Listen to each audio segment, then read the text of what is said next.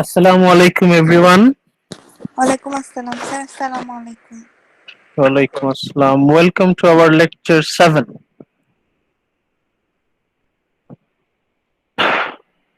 আমরা আস্তে আস্তে আমাদের ক্লাসটা শুরু করে দিই অন্যরা আস্তে আস্তে। স্যার আপনি কি ওই যে কুইজটা দেখছেন সববারগুলো? জি স্যার কুইজটা আমরা দিলাম 5 মার্কসের মনে হয়, ওটা কি স্যার চেক হ্যাঁ ওটা করছেন? হ্যাঁ ওটা পেয়ে যাবেন। Okay sir. ওটা আমরা আলোচনা করব, সমস্যা। আচ্ছা, অন্যরা আস্তে আস্তে আমরা একটু আস্তে আস্তে স্টার্ট করি। আপনারা দেখতে পাচ্ছেন আমাদের স্লাইড। আজকে আমাদের slide Lord gym major characters. আজকে আমরা আমাদের যে মেজর মূল যে চরিত্রগুলো সেগুলো নিয়ে আর কি আলোচনা করব। আলোচনা শুরু করার আগে আমরা একটু কাহিনীটা হালকা একটু রিপিট করি। লর্ড জিম অ্যান্ড আউটলাইন, আমি আউটলাইন গুলো একটু আলোচনা করি। আমরা এখানে মূল যে ঘটনাগুলো, সবচেয়ে গুরুত্বপূর্ণ ঘটনা, সেগুলোর একটু সংক্ষিপ্ত বর্ণনা আছে। Introduction number 1, adventure tales spark young Jim's dreams of a life at sea. আমাদের যে প্রোটাগনিস্ট, মেইন ক্যারেক্টার, সে ছোটবেলায় বিভিন্ন রূপকথার বই, গল্পের বই, অ্যাডভেঞ্চার বই পড়তো। গল্পের বই পড়তে পড়তে ওর মনের মধ্যে ভবিষ্যতের একটা স্বপ্ন গড়ে উঠলো। অ্যাডভেঞ্চারের গল্প পড়তে পড়তে তার মনের স্বপ্ন যে তার জীবনও একসময় অ্যাডভেঞ্চারময় হবে, মানে ওর জীবন হয়ে উঠবে full of dreams and adventures. গল্পের বই পড়তে পড়তে সে তার ভবিষ্যৎ জীবনের একটা পরিকল্পনা করে ফেলে যে সে বড় হয়ে নাবিক হবে, জাহাজে করে সমুদ্রে সমুদ্রে ঘুরবে। Adventure tales spark young Jim's dreams of a life at sea. তার মানে আমাদের যে মূল চরিত্র, সে গল্পের বই পড়ে, অ্যাডভেঞ্চার গল্পের বই পড়ে সে তার ভবিষ্যৎ জীবনের পরিকল্পনা তৈরি করে। দেন রাইজিং অ্যাকশন নাম্বার 2, যেহেতু জিম তার জীবনের স্বপ্ন নাবিক হবে, জাহাজ নিয়ে সমুদ্রে করে পুরো পৃথিবী ঘুরবে, অতএব তার পরবর্তী পদক্ষেপ কি? Next action, Jim is sent off to a training ship for officers. সে ট্রেনিং নেবে, সে নেভাল অফিসার হবে, সে ট্রেনিং শিপে অংশগ্রহণ করলো। তারপর Jim signs on as first mate on the pilgrim ship Patna. এরপর আমরা তাকে পাচ্ছি, জিম একটা জাহাজে চাকরি নিল, সেই জাহাজের নাম হচ্ছে পাটনা। আমরা পাটনার পরিস্থিতি সম্পর্কে অলরেডি কিছু জানি। খুবই পুরাতন ভঙ্গুর জাহাজ, এমনই জাহাজ যে বিভিন্ন অংশ খুলে খুলে পড়ে, এরকম ডিকেইং শিপ। জিম সেই জাহাজে সেকেন্ড ইন কমান্ড, মানে ক্যাপ্টেন, যে ক্যাপ্টেন হচ্ছে একটা জাহাজের সবচেয়ে উচ্চ পদস্থ ব্যক্তি, তার নিচেই আছে হচ্ছে first mate, second in command. Jim সেই চাকরিটা নেয়। Number 4, Jim and others abandon the sinking Patna and 800 pilgrims. Patna তো এমনিতেই ভঙ্গুর জাহাজ, তার মধ্যে সে জাহাজটা সমুদ্রের নিচে কোনো একটা শক্ত কোনো কিছুর সাথে আঘাত পায়, এর ফলে তার নিচের একটা অংশ খুলে যায়, প্রচুর পরিমাণে পানি ঢুকতে থাকে। জিম আর তার অন্যান্য সহযোগীরা এবং ক্যাপ্টেন তারা ভয় পায় যে এই পাটনা আর বেশিক্ষণ ভেসে থাকবে না, এটা খুব দ্রুত ডুবে যাবে। সেই ভয়ে gym, captain Gustave and others, they abandon the sinking Patna, তারা পাটনা থেকে পালিয়ে চলে যায়। abandoning 800 pilgrims, 800 মক্কা যাত্রী, তাদের জীবনের কোনো তোয়াক্কা না করে তারা পালিয়ে গেল। আমাদের জিম প্রথম প্রথম সে চেষ্টা করলো প্রোটেস্ট করার জন্য, পরবর্তীতে সেও আর সাহসে কুলালো না, সেও অন্যদের সাথে পালিয়ে গেল। Gym alone stands trial for actions unbecoming an officer. অন্য কারো কোর্ট মার্শাল ট্রায়ালে দাঁড়ানোর সাহস হলো না, একমাত্র জিম সেই একমাত্র সাহসী ব্যক্তি যে একাই সেই বিচারে সম্মুখীন হলো। এখন জিমের হাতে তো কোনো এক্সকিউজ নেই, কোনো রকম অজুহাত নেই। জিম শাস্তি পেল। শাস্তি কি ছিল? জিমের লাইসেন্স কেড়ে নেওয়া হলো। জিম আর কখনো কোনো জাহাজে চাকরি করতে পারবে না। দেন number 6, to escape his past and shame, Jim moves from job to job. আমরা জানি মার্লো জিমকে হেল্প করলো বিভিন্ন জায়গায় চাকরি নিতে, কিন্তু কোনো চাকরিতেই জিম বেশি দিন থাকতে পারলো না। To escape his past and shame, যেখানেই যেত সেখানেই ওর স্ক্যান্ডাল ওকে ধাওয়া করতো। যখনই জিম ভয় পেত যে এই বুঝি তার স্ক্যান্ডাল ফাঁস হয়ে গেল, তখনই সে চাকরি ছেড়ে অন্য চাকরিতে যোগ দিত। এরপর একটার পর একটা চাকরি সে ধরতে থাকে, ছাড়তে থাকে, আর তার পাস্ট শেম তাকে তাড়া করতে থাকে। Number 7, Jim finds refuge at an island trading post on Patusan. তো তারপরও জিম তার জীবনে একটি দ্বিতীয় সুযোগ পায়, সেকেন্ড চান্স। সে পাটুসান নামে মালয় দ্বীপপুঞ্জের একটা দূরবর্তী দ্বীপে সে আশ্রয় গ্রহণ করে। সেখানে সে ট্রেডিং পোস্টে একটা চাকরি নেয়। মার্লোর বন্ধু স্টাইন তাকে সেই জায়গায় চাকরি পেতে সাহায্য করে। Number 8, Jim brings order, peace and prosperity to Patusan. Jim দিনরাত অক্লান্ত পরিশ্রম করে পাটুসান দ্বীপে অর্ডার, পিস, প্রসপ্যারিটি আনতে সাহায্য করে। অবশেষে জিমের জীবনে একটা settlement. Gym at last gets settled in Patusan. তারপরই তার জীবনে আগমন ঘটে pirate brown, gentleman brown.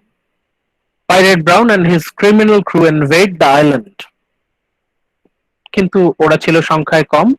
Gym আর জিমের অধীনে বাকি বুগি স্ট্রাইক তারা একত্রিত হয়ে পাইরেট ব্রাউন আর তার সাঙ্গপাঙ্গদেরকে কোণঠাসা করে ফেলে।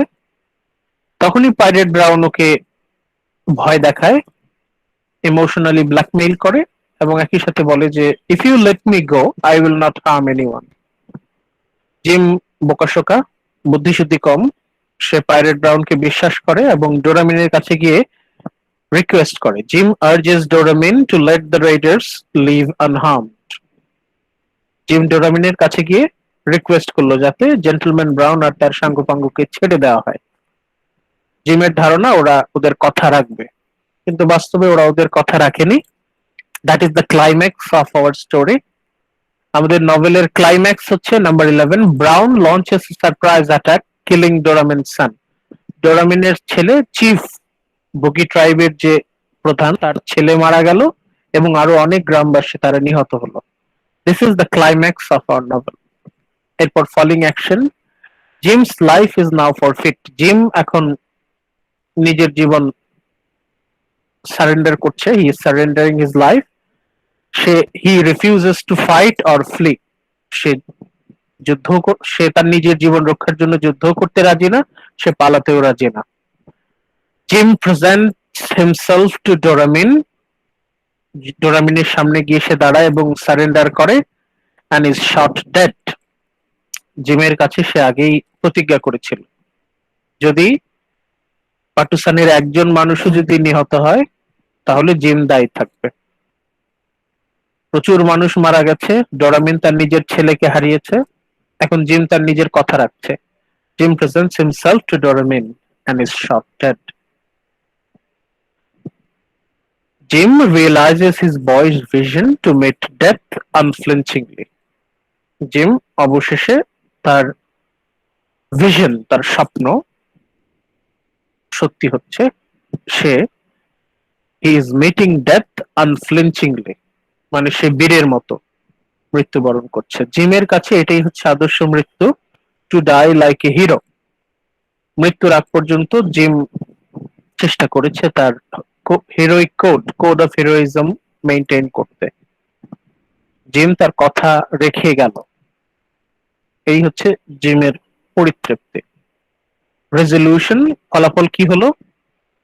15, Jim's wife Jewel and loyal servant flee Patusan to live in exile.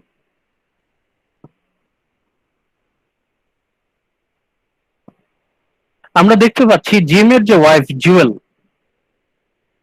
Jewel কিন্তু তার জায়গা হলো না পাটুসানে। জুয়েলকে পালিয়ে যেতে হলো উইথ লয়াল সার্ভেন্ট। জিমের এক লয়াল সার্ভেন্ট ছিল আর জিমের ওয়াইফ জুয়েল, এরা দুজন মিলে তারা পাটুসানে আর থাকতে পারলো না। They flee Patusan to live in exile. এখানে এক্সাইল শব্দটা দেখি আমরা। এক্সাইল মানে কি? জিমের কার্যক্রমের জন্য এক্সাইলে যেতে হচ্ছে কাকে? জুয়েলকে আর ওর সার্ভেন্টকে। এখন এই এক্সাইল শব্দটা আমাকে কি মনে করিয়ে দিচ্ছে? আমরা একটু গত ক্লাসে ফেরত যাই। গত ক্লাসে আমরা যখন কনরাডের জীবন পড়ছিলাম, when we were talking about Joseph Conrad's life, তখন কিন্তু আমরা দেখেছিলাম যে কনরাডের বাবা,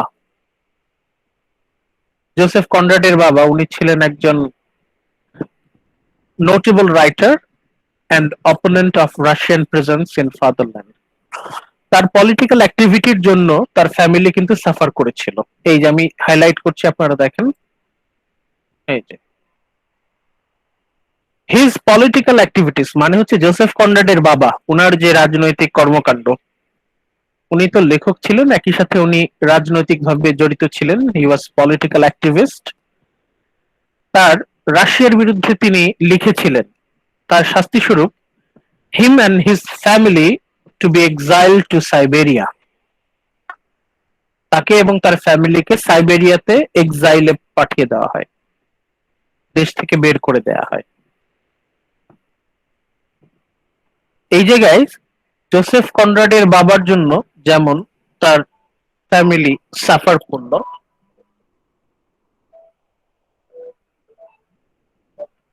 জোসেফ কনরাডের বাবার কার্যক্রমের জন্য তার ফ্যামিলি সাফার করছে, একইভাবে আমাদের লর্ড জিমের শেষ সিদ্ধান্ত, তার লাস্ট ডিসিশন, এটার কারণে জিমের ওয়াইফ আর তার লয়াল সার্ভেন্ট তারা সাফার করছে, দেয়ার এক্সাইল।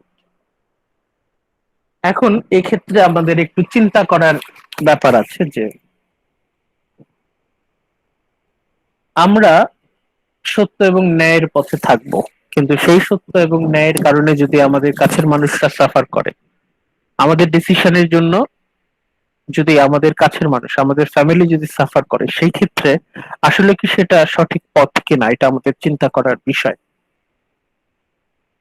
এই ক্ষেত্রে জোসেফ কনরাডের বাবা তার কার্যক্রমের জন্য তাদের ফ্যামিলি সাফার করলো।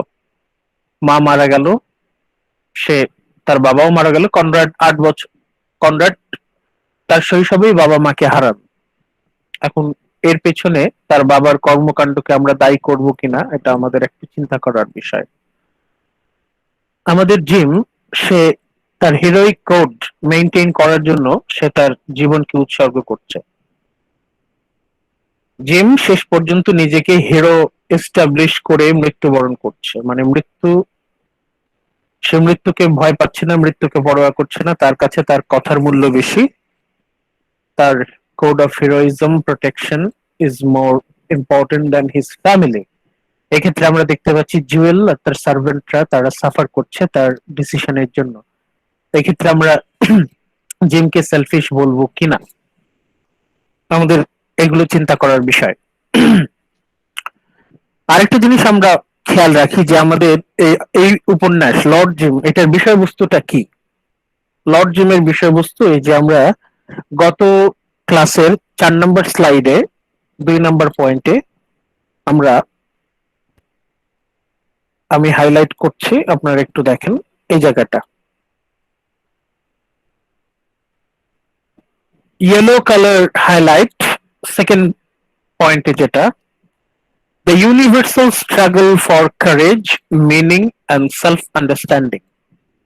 ইউনিভার্সাল স্ট্রাগল বলতে এটা যে কোনো একজন মানুষের যুদ্ধ না, এটা আপনার আমার সবার প্রত্যেকের যুদ্ধ, সার্বজনীন সবার।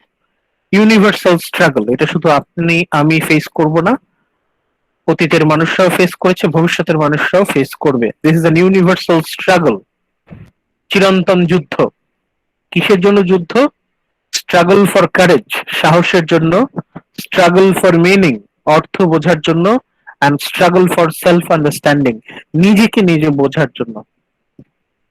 লর্ড জিম সে ক্রমাগত যুদ্ধ করে যাবে তার সাহস অর্জনের জন্য, মানে বোঝার জন্য, সবকিছুর মিনিং বোঝার জন্য, and self understanding, এবং নিজেকে নিজে বোঝার জন্য। এবং এই যুদ্ধের পরিণতি স্বরূপ জিম তার জীবনকে উৎসর্গ করে। আমরা আস্তে আস্তে আমাদের মূল আলোচনায় যাই। আজকে আমাদের মূল ফোকাস, আজকে ক্লাসের আমাদের মূল বিষয়বস্তু হচ্ছে মেজর ক্যারেক্টার্স। আজকে আমরা মূল চরিত্রগুলো, লর্ড জিম উপন্যাসের মূল চরিত্রগুলো নিয়ে আলোচনা করব। আমরা শুরু করি আমাদের প্রোটাগনিস্ট জিমকে দিয়ে। জিম, আমরা অনেকেই আছে। আচ্ছা, ওকে, জান্নাতুল ফেরদৌস আক্তার আছেন? আচ্ছা, আপনি একটু জি কাইন্ডলি স্যার, প্রথম আছে। দুইটা পয়েন্ট পড়েন জিমের।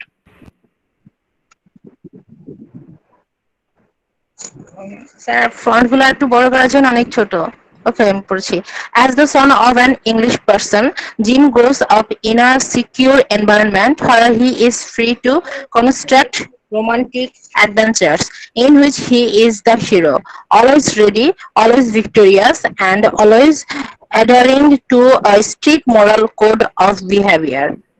His heroic aspirations draw him toward a life at sea. Here, Jim encounters brutal realities he cannot control and which seem to render powerless the noble code by which he lives. Thank you very much. এই পয়েন্টগুলো already আমাদের কিছু আলোচনা করা আছে, তারপর আমরা আলোচনা করছি। জিমকে আমরা জানি he is Son of an English person, PARSON। Person হচ্ছে এই চার্চের একজন কর্মকর্তা, ওই হায়ারার্কিতে পারসন ফাদার লেভেল আমরা বলতে পারি, চার্চের father. As the son of an English person, বাবা হচ্ছে চার্চে চাকরি করে, রিলিজিয়াস পোস্টে আছে। Jim grows up in a secure environment, ছোটবেলা থেকেই জিম একদম প্রোটেক্টেড এনভায়রনমেন্টে বড় হয়েছে। Devoid of any sin or corruption, কোন রকম অন্যায় অনৈতিক কাজকর্ম, কোন রকম পাপ, এই সব কিছু থেকে সে মোটামুটি পবিত্র পরিবেশে, সে একদম মানে খুবই রিলিজিয়াস অ্যাটমসফিয়ারে সে বড় হয়েছে। A secure environment where he is free to construct romantic adventures. তার ছোটবেলায় তার একটাই এন্টারটেইনমেন্ট ছিল, সেটা হচ্ছে গল্পের বই পড়া, রূপকথার গল্পের বই, অ্যাডভেঞ্চার বই। এই গল্পের বইগুলো পড়তে পড়তে সে ভবিষ্যতের স্বপ্ন দেখত। He is free to construct romantic adventures. গল্পের বই পড়তে পড়তে যখন সে হিরোদের সম্পর্কে পড়তো, তখন সে নিজেকেও হিরো মনে করত। সে স্বপ্ন দেখতো সেও বড় হয়ে হিরো হবে। কেমন hero? In which he is the hero. Hero বলতে সে কি বোঝাচ্ছে? Always ready. হিরো আমরা ছোটবেলায় গল্প পড়েছি, আমাদের গল্পের বইতে হিরোরা কেমন হয়? অলওয়েজ রেডি, তারা সবসময় তৈরি, অন্যায়ের মোকাবেলা করার জন্য সবসময় তৈরি। অলওয়েজ ভিক্টোরিয়াস, হিরোরা সবসময় জয়লাভ করে।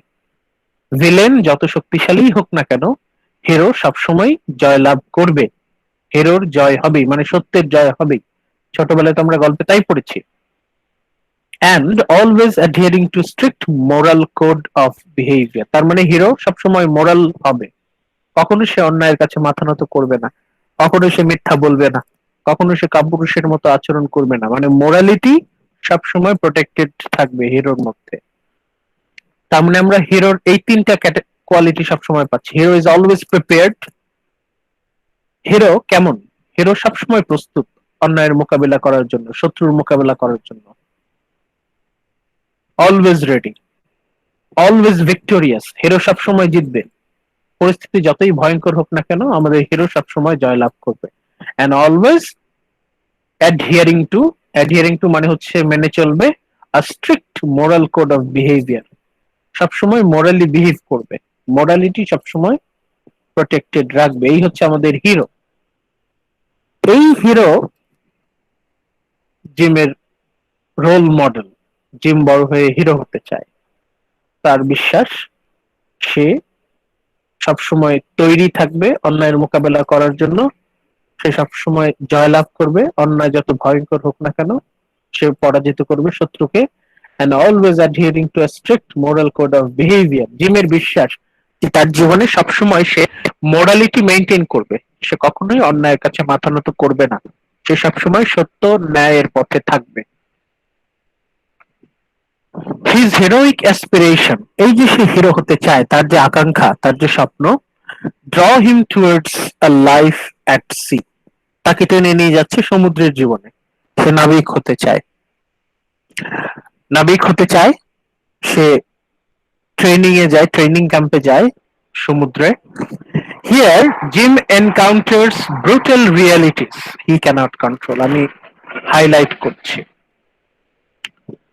বাস্তব জীবনে জিম খেয়াল করলো যে বাস্তবতা এবং রূপকথার গল্প এক না, গল্প এবং বাস্তবতা এক না। জিম এনকাউন্টার্স, জিম মুখোমুখি হচ্ছে। কার মুখোমুখি হচ্ছে? হিরো যেমন ভিলেনের মুখোমুখি হয়, এখানে জিম কার মুখোমুখি হচ্ছে? Brutal reality. এখানে ভিলেন হচ্ছে বাস্তবতা। গল্পের বইতে ভিলেন থাকে দৈত্য দানব, দুর্নীতিগ্রস্ত, ভয়ঙ্কর শত্রুরা। জিম বাস্তব জীবনে কার মুখোমুখি হচ্ছে? বাস্তবতার মুখোমুখি হচ্ছে, ব্রুটাল রিয়ালিটিস। কে ভিলেন? ভিলেন হচ্ছে brutal realities. Jim encounters brutal realities he can't control. জিমের ধারণা ছিল সে বাস্তবতাকে মোকাবিলা করতে পারবে। যেহেতু সে নিজেকে হিরো মনে করে, সেহেতু তার ধারণা সে সব রকমের বিপদের মোকাবিলা করতে সক্ষম। and which seem to render powerless the noble code by which he lives. বাস্তবতা এতটাই কঠিন, বাস্তবতা এতটাই জটিল, gym seems to render powerless the noble code by which he lives.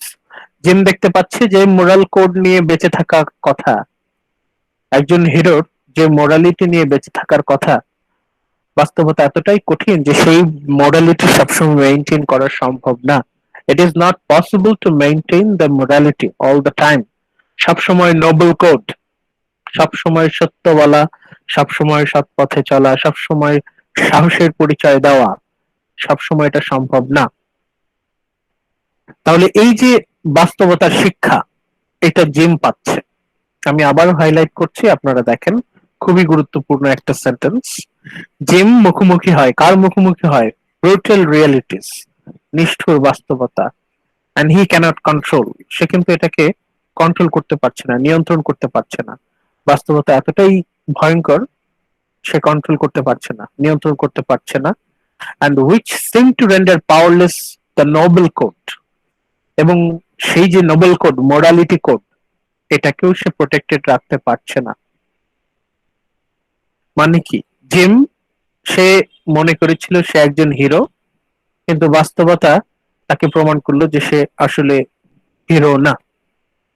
সে ছোটবেলায় যে হিরোদের অ্যাডভেঞ্চারের গল্প পড়ে বড় হয়েছে, সেই হিরোইক কোয়ালিটি বাস্তবতায় মেইনটেইন করা সম্ভব না। এই শিক্ষাটা জিম পাচ্ছে, বাস্তব শিক্ষা। তাহলে জিম কি শিক্ষা পাচ্ছে? রিয়েলিটি ইজ রিয়েলি ব্রুটাল, বাস্তবতা খুবই নিষ্ঠুর, এবং বাস্তবতায় সবসময় মোরাল কোড স্ট্রিক্টলি ফলো করা সম্ভব না। ওকে,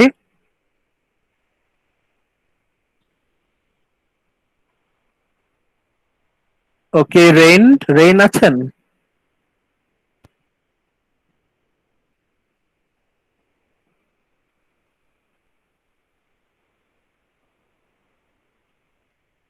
সুমাইয়া ইসলাম, রেইন নাই? আছেন তো স্যার। আচ্ছা, ওকে। ফারজানা আফরিন আনিকা?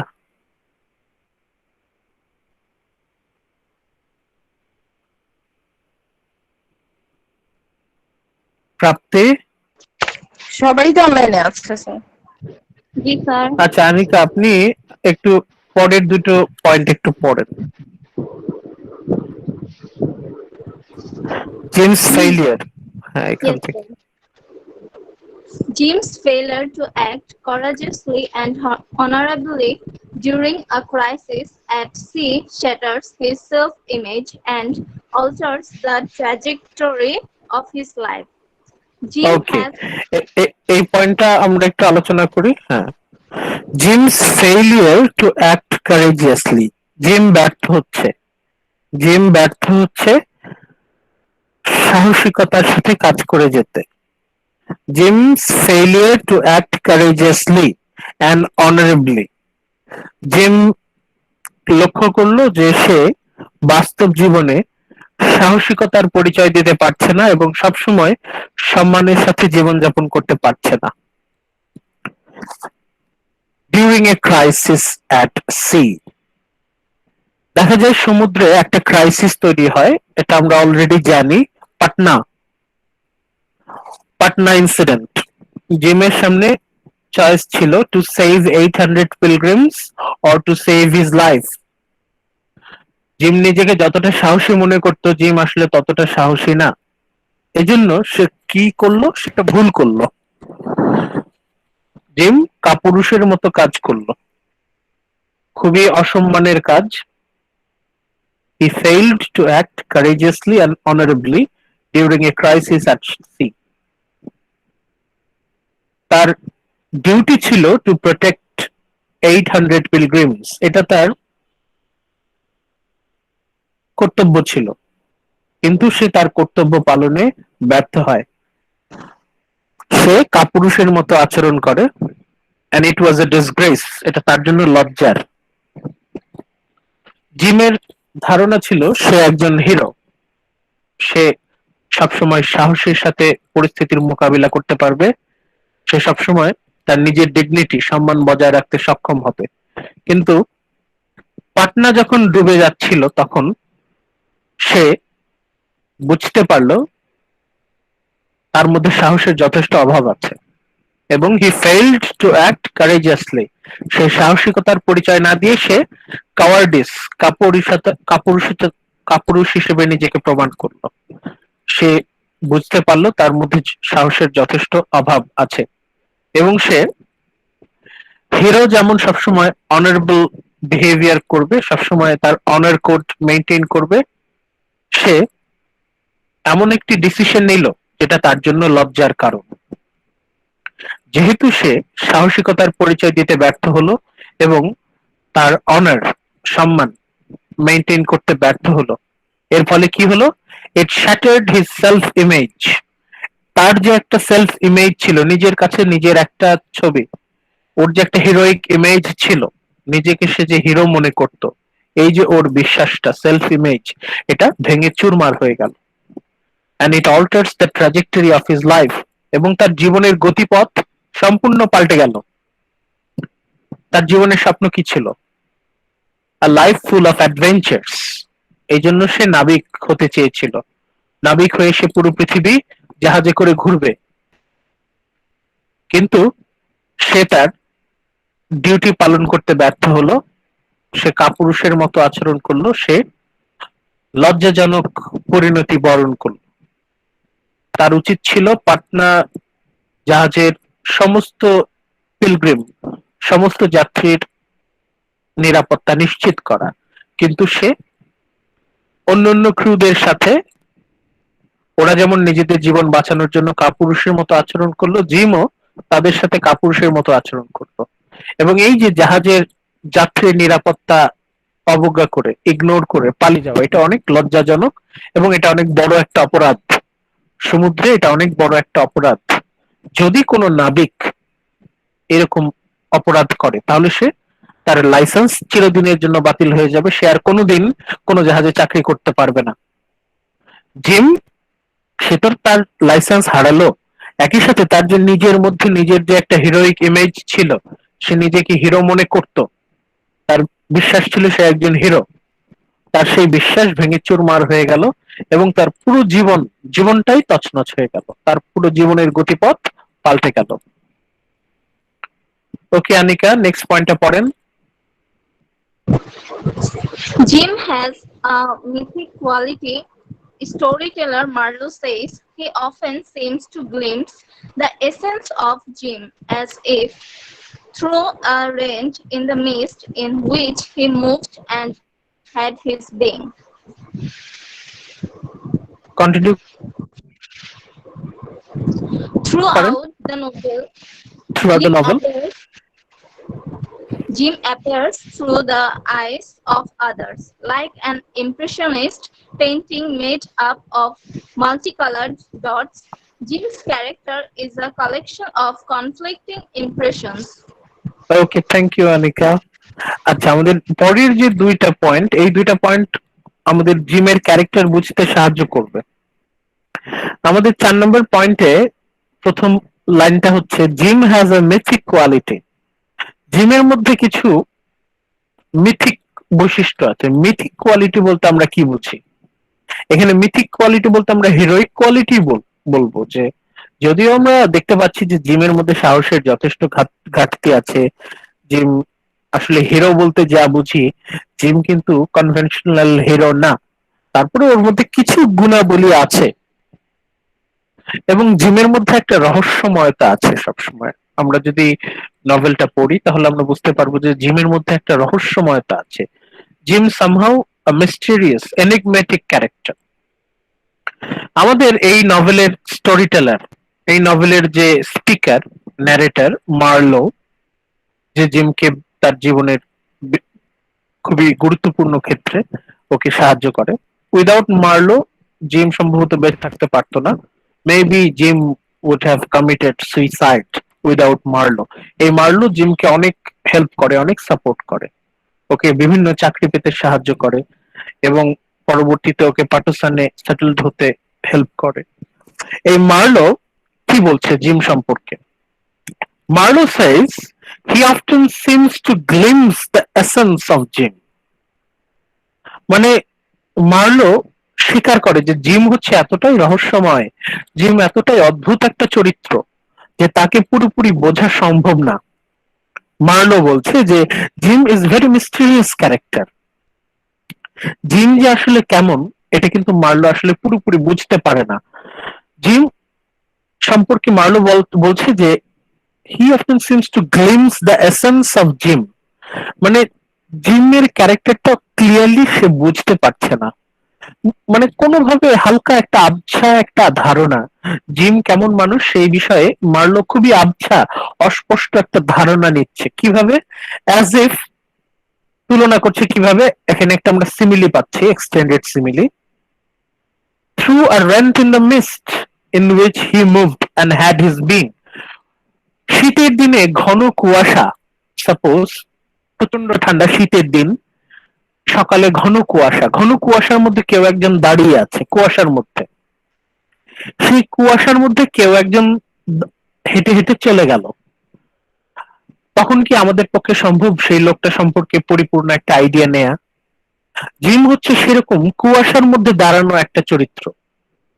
কুয়াশা, রহস্যে ঘেরা, কুয়াশায় ঘেরা একটা চরিত্র, রহস্যে ঘেরা। মার্লো নিজেও জিম সম্পর্কে পুরোপুরি ধারণা করতে পারছে না জিম আসলে কেমন চরিত্র। এতদিন পর্যন্ত আমরা যত নভেল পড়েছি সব নভেলেই মূল চরিত্র সম্পর্কে আমরা মোটামুটি ভালোই জানি। এখন পর্যন্ত, এতদিন পর্যন্ত আপনারা যত নভেল পড়েছেন সব নভেলে মোটামুটি চরিত্রগুলো, বিশেষ করে মূল চরিত্র, কেন্দ্রীয় চরিত্র, প্রোটাগনিস্ট, তার সম্পর্কে আমরা মোটামুটি একটা পরিষ্কার ধারণা পাই। কিন্তু জিম, লর্ড জিমে আমরা জিম সম্পর্কে সেরকম পরিষ্কার ধারণা আমরা পাই না। জিম সবসময় একটা রহস্যময় চরিত্র। আমরা কখনোই বলতে পারবো না যে আমরা জিম সম্পর্কে একদম 100% চিনতে পারলাম জিমকে। জিম, আমরা জিম সম্পর্কে খুবই ইনকমপ্লিট, ফ্র্যাগমেন্টেড আইডিয়া পাই। আমরা চিনতে পারি না জিম চরিত্রটা আসলে কেমন। এখানে মার্লো নিজেই বলছে জিম হচ্ছে কুয়াশায় দাঁড়ানো একজন মানুষ।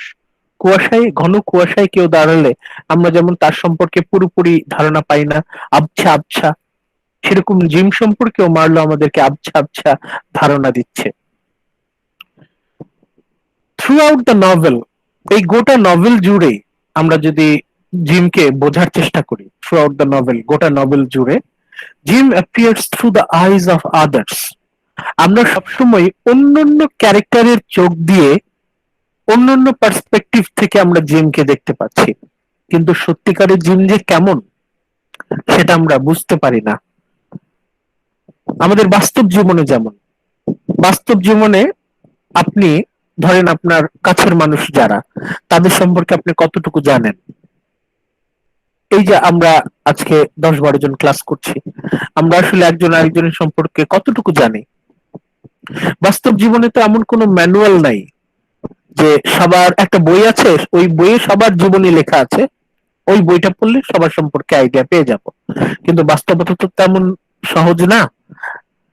আপনার যে ঘনিষ্ঠ বান্ধবী বা ঘনিষ্ঠ বন্ধু, তাকেও আপনি 100% চিনতে পারেন না, কারণ সে নিজেই তো তাকে চেনে না।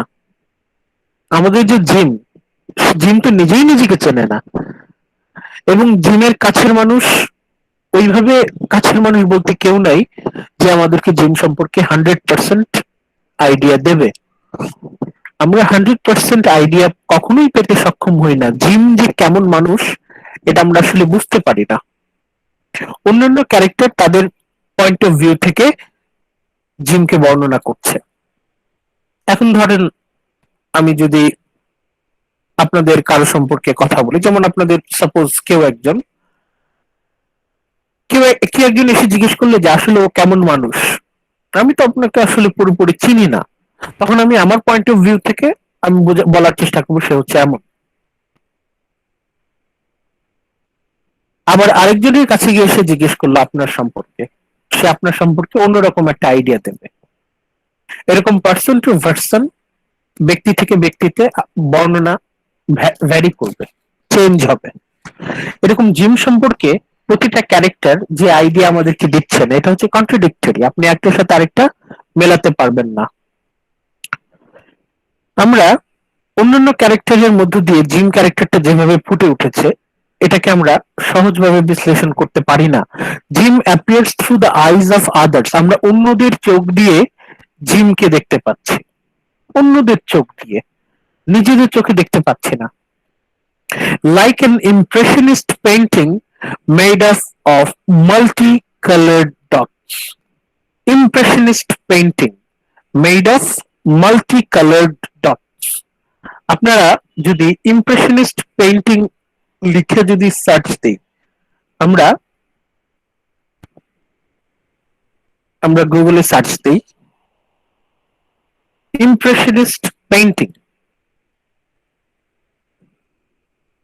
ইমেজেস, আপনারা যদি ইমপ্রেশনিস্ট পেইন্টিং লিখে সার্চ দেন, যেমন এটা এটা অনেক বিখ্যাত একটা ইমপ্রেশনিস্ট পেইন্টিং। এই ছবিটাতে দেখবেন অনেক ছোট ছোট ছোট ছোট colour dot dot dot dot দিয়ে একটা বড় একটা ছবি, তারপরে এই আরেকটা ছবি। এই ছবিগুলোতে দেখবেন যে অনেক ছোট ছোট কালার ডট একসাথে হয়ে বড় একটা ছবি তৈরি হয়েছে। আমরা কিন্তু সমগ্র হোল পিকচারটা যদি পেতে চাই, তাহলে কিন্তু আমাদের একদম ওভারঅল পিকচারটা দেখতে হবে। আপনি যদি খুব কাছে চলে যান, তাহলে কিন্তু আপনি পুরো ছবিটা পাবেন না, দেখবেন ছবি কালার খন্ড খন্ড হয়ে গেছে। আমাদেরকে একটু দূর থেকে দেখতে হবে।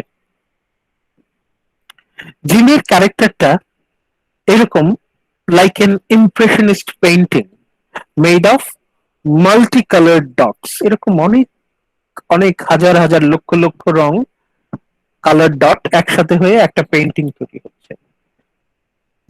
Gems character is a collection of conflicting impression. Gym সম্পর্কে আমরা যদি আইডিয়া পেতে চাই যে জিম কেমন মানুষ, তাহলে আমাদের সবার পয়েন্ট অফ ভিউ একসাথে করতে হবে। সবার পয়েন্ট অফ ভিউ এরকম multi colour dot, colour dot dot dot dot মিলে সম্পূর্ণ পেইন্টিং আমরা পাবো। তার আগে আমাদেরকে কালেকশন অফ কনফ্লিক্টিং ইমপ্রেশন একত্রিত করতে হবে। জিমের চরিত্রটা আসলে কেমন। আমরা নেক্সট স্লাইডে আসি। আমরা এখানে পাচ্ছি জিমের চরিত্রে কনফ্লিক্ট কি কি পাচ্ছি। Jim appears strong yet weak, Jim কেমন মানুষ? ধরেন আমরা কোন একটা ক্যারেক্টারকে জিজ্ঞেস করলাম জিম কেমন, জিম সে বলবে জিম হচ্ছে very strong, gym is very strong, মন মানসিকতার দিক থেকে খুব স্ট্রং। আবার আরেকজন বলবে ভেরি উইক, তখন আমরা কনফিউজড হয়ে যাব। আচ্ছা, জিম একজন বলতেছে জিম হচ্ছে স্ট্রং, আরেকজন বলতেছে উইক, তাহলে আসলে ঘটনাটা কি? আমরা কনফিউজড হয়ে যাই। মানে কেউ কেউ বলছে জিম হচ্ছে ভেরি স্ট্রং মেন্টালি, আবার কেউ কেউ বলছে ভেরি উইক, আমরা কনফিউজড হয়ে যাই। আবার কেউ কেউ বলবে gym is a Nobel person, মন মানসিকতার দিক দিয়ে খুব মহৎ, নোবেল। আবার কেউ কেউ বলবে ভেরি কাওয়ার্ডলি, আবার আমরা কনফিউজড হয়ে গেলাম। আসলে তাহলে কোনটা সত্যি? জিম কি আসলে নোবেল নাকি coward? Is he coward or is he Nobel? কোনটা? আবার কেউ কেউ বলবে জিম ইজ ভেরি কনফিডেন্ট, মানে সে খুবই আত্মবিশ্বাসী, সেলফ কনফিডেন্ট। আবার কেউ বলবে হি ইজ ইনসিকিউর, তার নিজের প্রতি কোনো ভরসা নাই। আবারও আমরা কনফিউশনে পড়ে গেলাম। তাহলে কোনটা সত্যি? জিম কি আসলে আত্মবিশ্বাসী, নাকি সে নিজের উপর কোনো ভরসা রাখতে পারে না? কোনটা? মানে ওর যে চরিত্রের মধ্যে আমরা এরকম কনফ্লিক্ট দেখতে পাই। এক এক ক্যারেক্টারের কাছে জিম এক এক রকম। কারো কারো কাছে জিম স্ট্রং, কারো কারো কাছে উইক, কারো কারো কাছে নোবেল, কারো কারো কাছে কাওয়ার্ডলি, কারো কারো কাছে সেলফ কনফিডেন্ট, কারো কারো কাছে ইনসিকিউর। মানে এক এক ক্যারেক্টারের কাছে জিম হচ্ছে এক এক রকম। ভিন্ন ভিন্ন ক্যারেক্টারের কাছে জিম ভিন্ন ভিন্ন রকম। এখন আমাদের কাজ হচ্ছে এই ভিন্ন ভিন্ন মাল্টি কালার ডট এটাকে একত্রিত করে ওভারঅল একটা পিকচার দেখা। সুন্দর একটা কথা আছে, তারপরে আপনারা দেখেন, হি looks as genuine as the newly minted gold coin. নতুন স্বর্ণ মুদ্রা, সোনার মুদ্রা, গোল্ড কয়েন যেরকম খাঁটি সেরকম। এখন শুনে হয়তো ভালো লাগে, বাহ স্বর্ণ মুদ্রা তো খুব খাঁটি। আসলে কি স্বর্ণ মুদ্রা খাঁটি? স্বর্ণ মুদ্রা আসলে খাঁটি না। তারপর আমি যদি বলি সোনার গয়নার মতো খাঁটি, তখন তো শুনতে ভালো লাগে, বাহ সোনার গয়নার মতো খাঁটি, বেশ খাঁটি। আসলে কি খাঁটি? আপনারা যারা সোনার গয়নার সাথে পরিচিত তারা জানেন যে শুধুমাত্র স্বর্ণ দিয়ে, 100% গোল্ড দিয়ে কিন্তু গয়না হয় না। জি স্যার, খাদ দেন। খাদ দিতেই হবে আপনাকে। শুধুমাত্র গোল্ড দিয়ে আপনি কয়েন বানাতে পারবেন, আপনাকে খাদ দিতে হবে। এখন কেউ যদি আপনাকে বলে আপনি স্বর্ণ মুদ্রার মতো খাঁটি, তার মানে বুঝবেন আপনাকে বোঝানো হচ্ছে যে আপনার মধ্যে খাদ আছে। এখানে জিমকে বলছে he looks as genuine as a newly minted gold coin. স্বর্ণ মুদ্রা যেরকম খাঁটি, জিম হচ্ছে সেরকম খাঁটি। But there lack some infernal alloy in his metal. কিন্তু জিমের মধ্যে খাদ আছে। স্বর্ণমুদ্রা, নতুন স্বর্ণমুদ্রা যেমন খাঁটি, মানে এখানে সোনাও আছে, খাদও আছে। জিমও সেই রকম, ওর মধ্যে সোনাও আছে, খাদও আছে। এখন আমরা ফেরত আসি আগের পয়েন্টে। তার মানে কি? জিম কখনো কখনো স্ট্রং, কখনো কখনো উইক। আপনার আমার মতো, আপনি আমি, তাই না? আমাদের জীবনেও আমরা কখনো কখনো স্ট্রং, কখনো কখনো উইক, কখনো কখনো নোবেল, কখনো কখনো কাওয়ার্ডলি, কখনো কখনো আমরা কনফিডেন্ট যে আমরা সব পারবো, কখনো কখনো আমরা ইনসিকিউর। কি বলেন? আমাদের জীবনের ছবি পাচ্ছি না? জি স্যার, হিউম্যান বিং এর ক্যারেক্টারিস্টিকটাই তেমন। হ্যাঁ, mixture of good and bad. জিমের মধ্যে আমরা পাচ্ছি ভালো গুণ খারাপ গুণ। ওর মধ্যে গোল্ড যেমন আছে, অ্যালয় খাদও আছে। আমরা প্রত্যেকেই এমন। এই যে আমরা আজকে ক্লাস করছি কতজন? আমরা আছি হচ্ছে টোটাল 12 জন। আমরা প্রত্যেকেই, আমাদের প্রত্যেকের মধ্যেই আপনি পাবেন হচ্ছে ভালো খারাপের মিক্সচার। সবার মধ্যেই আপনার মধ্যে ভালো দিক আছে, দুর্বলতাও আছে। আপনি বলতে পারবেন না, কাউকেই আপনি আঙ্গুল তুলে বলতে পারবেন না যে এই লোকটা 100 ভাগ খারাপ বা এই লোকটা 100 ভাগ ভালো। এর মধ্যে খারাপও আছে, ভালোও আছে, ভালোও আছে, খারাপও আছে। বুঝতে পারছেন?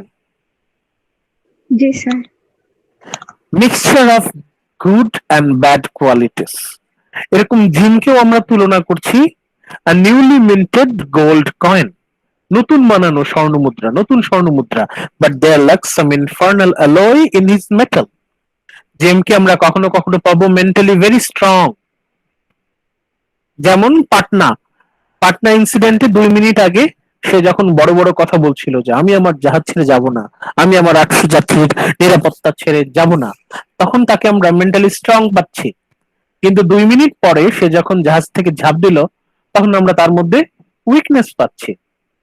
একই মধ্যে 2 মিনিট আগে যখন সে বড় গলায় বলছিল যে আমি সবার জন্য নিজের জীবনকে উৎসর্গ করবো, 800 পিলগ্রিমস, তাদের জীবন আমার কাছে বেশি গুরুত্বপূর্ণ, তখন তার মধ্যে আমরা একটা মহত্ব, নোবেলিটি পাচ্ছি। পরবর্তীতে সে যখন ঝাঁপ দিচ্ছে 2 মিনিট পরেই he is acting cowardly, self confident. ওই একই উদাহরণ, ওই একই মুহূর্তে 2 মিনিট আগে সে স্ট্রং, নোবেল, কনফিডেন্ট, 2 মিনিট পরেই সে উইক, কাওয়ার্ডলি, ইনসিকিউর। মানে বাস্তবতা এতটাই কঠিন যে আমরা ওই অনুযায়ী পরিবর্তিত হতে বাধ্য হই। আমরা কিন্তু সবসময় আমাদের মডালিটি মেনটেন করতে পারি না। মাঝে মাঝে পরিস্থিতি এতটাই ভয়ঙ্কর যে আমরা মোডালিটি ত্যাগ করতে বাধ্য হই। একইভাবে আমাদের জিম, সে হচ্ছে রক্ত মাংসের মানুষ, আপনার আমার মতো, one of us. Jim is one of us, আপনার আমার প্রতিনিধি। জিম সেরকম সুপার হিউম্যান কেউ না, Jim is very ordinary person.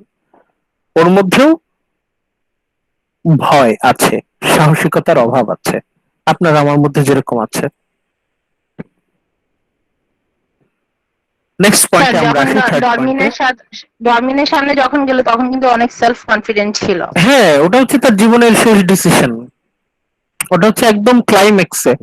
ওই জায়গায় আমাদের লাইফেও যে যখন এরকম চূড়ান্ত পরিস্থিতি আসে, জীবন মৃত্যুর পরিস্থিতি সিরিয়াস, তখন দেখবেন আমরাও অনেক সময় সাহসিকতার মতো কাজ করি। আপনি আমি আমরাও পরিস্থিতির প্রয়োজনে, ইমার্জেন্সি সিচুয়েশনে আমরা মাঝে মাঝে অসম সাহসিকতার পরিচয় দেখাই, আমরাও তখন হিরো হই। বাট আমরা সবসময় হিরো না, we appear hero for a very short amount of time. তার পরিস্থিতিতে আর কি হয়, হ্যাঁ, পরিস্থিতি, সাময়িক সময়ের হ্যাঁ, জন্য। পরিস্থিতির চাপে দেখবেন আপনি এমনও অনেক কাজ করে ফেলছেন যেটা আপনি আগে কখনো চিন্তাও করেন নাই যে আপনি এটা করতে পারবেন, আপনি ভাবতেও পারেন নাই যে আপনি এত ভয়ঙ্কর একটা কাজ করে ফেলতে পারবেন। পরিস্থিতি আপনাকে বাধ্য করে বিভিন্ন ডিসিশন নিতে, এবং আমাদের লাক যদি ভালো থাকে, কপাল যদি ভালো থাকে, আমরা হিরো হিসেবে নিজেকে এস্টাবলিশ করতে পারি। কিন্তু we are not always hero, আমরা কিন্তু সবসময় হিরো থাকতে পারি না। Heroism just for a short amount of time. Jim is described as an inch or two under 6 feet. আমরা লর্ড জিম যদি নভেলে চলে যাই, আপনারা এখানে আপনাদের সামনে, এটা হচ্ছে প্রথম first page of the novel, ওই যে উপরে লেখা লর্ড জিম চ্যাপ্টার 1, আপনারা এখানে দেখেন chapter 1 first line of our novel, আমাদের নভেলের প্রথম লাইনটা কি দেখেন, he was an inch perhaps 2 under 6 feet, powerfully built, and he advanced straight as you with a slight stoop of shoulders. এখানে আমরা প্রথম কয়েকটা লাইনে আমরা জিমের ফিজিক্যাল ডেসক্রিপশন পাচ্ছি, ফিজিক্যাল ডেসক্রিপশন। এই যে ফার্স্ট পার্টটা দেখেন, he was an inch perhaps 2 under 6 feet, he was an inch perhaps 2 under 6 feet, মানে সে একটুর জন্য 6 ফিট না। আমরা কেন 6 ফিট এই হাইটটা বলছি, কারণ আমরা ট্র্যাডিশনালি আমরা হিরো বলতে বুঝি হচ্ছে তার হাইট হতে হবে 6 ফিট। আমাদের মানে কনভেনশনালি যত হিরো আছে বেশিরভাগ দেখবেন তাদের হাইট ইদার 6 ফিট অথবা 6 ফিট প্লাস, মিনিমাম হাইট হচ্ছে 6 ফিট। কিন্তু আমাদের জিম সে একটুর জন্য 6 ফিট না, এই 1 ইঞ্চি 2 ইঞ্চির জন্য, 1-2 ইঞ্চির জন্য সে একটুর জন্য 6 ফিট না। এটা হচ্ছে একটা মেটাফর, সিম্বলিক ওয়েতে বোঝানো হচ্ছে যে আমাদের জিম একটুর জন্য হিরো না, সে একটুর জন্য 6 ফিট না, 2-1 ইঞ্চির জন্য। এটা দ্বারা বোঝানো হচ্ছে যে সে একটুর জন্য হিরো না, যদিও সে হিরো হতে চেয়েছিল, কিন্তু আমাদের জিম একটুর জন্য হিরো না। Jim is described as an inch or two under 6 feet, 6 feet থেকে 2-1 ইঞ্চি কম, একটুর জন্য 6 ফিট না। স্ট্রং উইথ ব্লু বয়স আইস, পাওয়ারফুলি বিল্ট, চোখের রং হচ্ছে নীল, এবং চোখের মধ্যে একটা বালক বালক ভাব আছে, মানে ছোট ছোট ছেলেদের চোখ যেমন সরল থাকে, আমাদের জিমের চোখ হচ্ছে সেরকম সরল। Curly fair hair and a tendency to blush, এবং সে যখন লজ্জা পায় তখন তার গাল লাল হয়ে যায়। মানে জিম, ওর মধ্যে একটা বাচ্চা বাচ্চা ভাব আছে। এটাও সিম্বলিক, মানে হচ্ছে আমাদের জিম সে ম্যাচিউরড হতে পারে নাই। সে যেমন একটুর জন্য হিরো না, একইভাবে জিম হচ্ছে ইম্যাচিউরড ইন সাম কেসেস, সে আসলে ম্যাচিউরড হিরো হতে পারেনি। অ্যাট ইমোশনাল মোমেন্টস, বিশেষ মুহূর্তে সে যখন খুব ইমোশনাল হয়ে যায়, he is often at a loss for words, সে প্রায়ই তার ভাষা খুঁজে পায় না। কথা বলতে বলতে হঠাৎই সে কথা বলার ভাষা খুঁজে পায় না, সে তখন তোতলাতে থাকে, স্ট্যামারিং, তোতলাতে থাকে। However there is a high seriousness in his stammering, কিন্তু সে যে তোতলায়, সে যখন তোতলায় তখন তোতলানোর মধ্যেও একটা সিরিয়াসনেস আছে।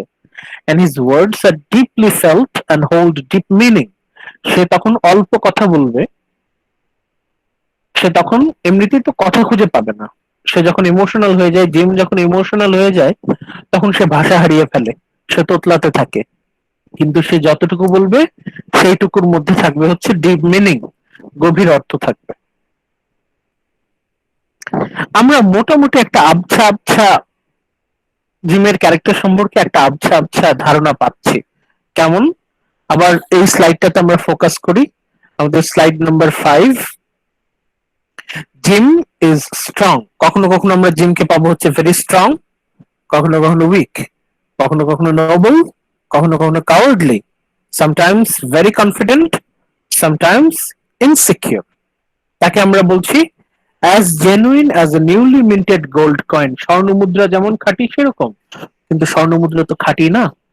স্বর্ণ মুদ্রা বানাতে হলে তাতে খাদ দিতে হয়। স্বর্ণ মুদ্রা যেমন তার মধ্যে খাদ আছে, জিমের মধ্যেও খাদ আছে। জিম হচ্ছে রক্ত মাংসের মানুষ, তার মধ্যে ভালো দিক আছে, দুর্বলতাও আছে। তারপর জিমকে আমরা সিম্বলিক ওয়েতে বলছি একটুর জন্য 6 ফিট না, 6 ফিট হাইট, এটাকে আমরা হিরোইজমের সিম্বল হিসেবে ধরি। সে যেহেতু একটুর জন্য 6 ফিট না, মানে হচ্ছে সে একটুর জন্য হিরো না, সে হচ্ছে বয়স আইস, তার মানে খুবই সরল, সহজ সরল, মানুষ যা বলে সে তাই বিশ্বাস করে। খুব ইজিলি তাকে এক ঘাট থেকে কিনে আরেক ঘাটে বিক্রি করে দেওয়া যায়, এরকম সহজ সরল। তারপর টেন্ডেন্সি টু ব্লাশ, মানে জিম হচ্ছে সামহাউ ইম্যাচিওর, ও আসলে ওর মধ্যে ম্যাচুরিটিটা আসে নাই, মানসিক পরিপক্কতা, মেন্টাল ম্যাচুরিটি জিমের মধ্যে আসে নাই। এক ইমোশনাল মোমেন্ট, ও যখন অনেক ইমোশনাল হয়ে যায় তখন সে তোতলাতে থাকে। মানে কি, আমাদের Jim very emotional, emotional, immatured, naive, ওর মধ্যে আমরা মিক্স আপ পাচ্ছি গুড কোয়ালিটি এন্ড উইকনেস। ওর চরিত্রে আমরা ভালো দিকও পাচ্ছি, ওর মধ্যে আমরা দুর্বলতাও পাচ্ছি। মানে আমরা বলতে পারি জিম হচ্ছে ওয়ান অফ আস, আমরা যেরকম আট আট 10টা মানুষের মতো। Jim is not someone super human, Jim has no super human quality, তাকে আমরা অতিমানব বলতে পারি না, তাকে আমরা 100% হিরো বলতে পারি না।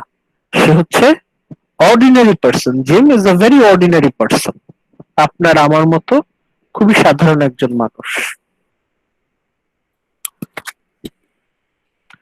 জিম সম্পর্কে আপনারা আরো পড়বেন, এখানে আপনাদের হালকা একটা আইডিয়া দেওয়া আছে, জিম ক্যারেক্টারটা একটু স্টাডি করবেন, জিম কেমন।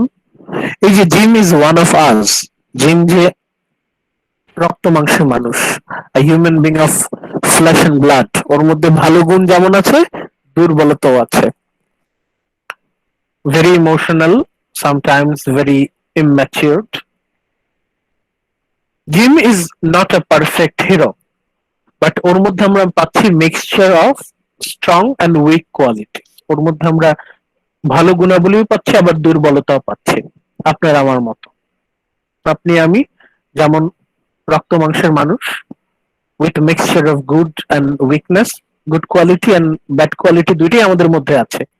আমরাও মাঝে মাঝে স্ট্রং, মাঝে মাঝে উইক, আমরাও মাঝে মাঝে নোবেল, মাঝে মাঝে কাওয়ার্ডলি, আমরাও কখনো কখনো কনফিডেন্ট, কখনো কখনো ইনসিকিউর। তার মানে gym is representative of common man, gym is the representative of modern man, gym is one of us. Gym ক্যারেক্টারটা যখন আমরা স্টাডি করব তখন আমরা এই পয়েন্টটা ফোকাস করার চেষ্টা করব যে জিম হচ্ছে আপনার আমার মতো সাধারণ একজন মানুষ।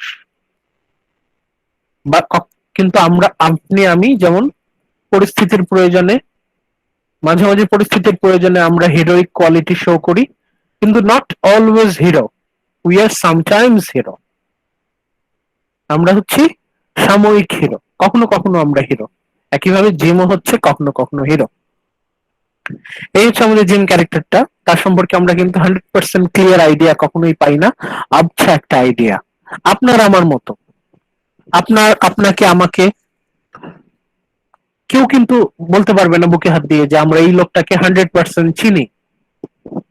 দেখবেন আপনি একটা মানুষকে দাবি করলেন যে আমি তাকে চিনি, ভালো করে চিনি, কিন্তু হঠাৎ করে সে একদিন এমন একটা কাজ করলো যেটা আপনি কল্পনাও করতে পারেন নাই। এমন হতেই পারে।